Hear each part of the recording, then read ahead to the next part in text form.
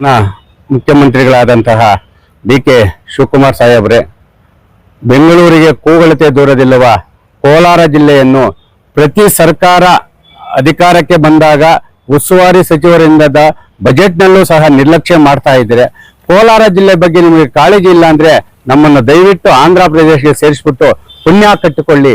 ಕೋಲಾರ ಜಿಲ್ಲೆಯ ಗಂಧ ಗಾಳಿ ಗೊತ್ತಿಲ್ಲದ ಅತ್ತೆ ಮನೆಗೆ ಅಳಿಯ ಬಂದ ಕಟ್ಟ ಬಂದು ಹೋಗುವಂತಹ ಉಸ್ತುವಾರಿ ಸಚಿವರನ್ನು ನೇಮಕ ಮಾಡಿರುವ ಬೈತಿ ಸುರೇಶ್ ಅವರನ್ನು ಯಾವುದೇ ಕಾರಣಕ್ಕೂ ಕೋಲಾರ ಜಿಲ್ಲೆ ಉಸ್ತುವಾರಿ ಸಚಿವರನ್ನಾಗಿ ನೇಮಕ ಮಾಡಬೇಡಿ.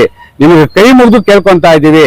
ಯಾಕಂದ್ರೆ ಕೋಲಾರ ಜಿಲ್ಲೆಯ ಜ್ವಲಂತ ಸಮಸ್ಯೆಗಳಾದ ಡಿಸಿಸಿ ಬ್ಯಾಂಕ್ ಇರ್ಬೋದು, ಹಾಲು ಒಕ್ಕೂಟ ಇರ್ಬೋದು, ಟೊಮೆಟೊ ಮಾರುಕಟ್ಟೆ ಸಮಸ್ಯೆ ಇರ್ಬೋದು, ಮಾವು ಬೆಳೆಗಾರರ ಸಂಕಷ್ಟ, ಟೊಮೆಟೊ ಬೆಳೆಗಾರರ ಸಂಕಟ, ರೈತ ಕೂಲಿ ಕಾರ್ಮಿಕರಿಗೆ ಸ್ಪಂದಿಸ್ತಾ ಇಲ್ಲ.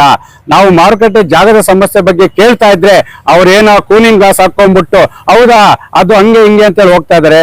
ಇಲ್ಲಿನ ರೈತ ಕೂಲಿ ಕಾರ್ಮಿಕರ ಸಭೆ ಕರೆದು ಅವರ ಸಮಸ್ಯೆಯನ್ನು ಆಲಿಸುವಲ್ಲಿ ಸಂಪೂರ್ಣವಾಗಿ ವಿಫಲವಾಗಿರುವಂತಹ ಜಿಲ್ಲಾ ಉಸ್ತುವಾರಿ ಸಚಿವರಾಗಿ ನೇಮಕ ಮಾಡಿರುವ ಬೈತಿ ಸುರೇಶ್ ಅವರನ್ನು ಕೋಲಾರ ಜಿಲ್ಲೆಯ ಒಂದು ಉಸ್ತುವಾರಿ ಸಚಿವರಿಂದ ವಾಪಸ್ ಪಡೆಯಬೇಕು.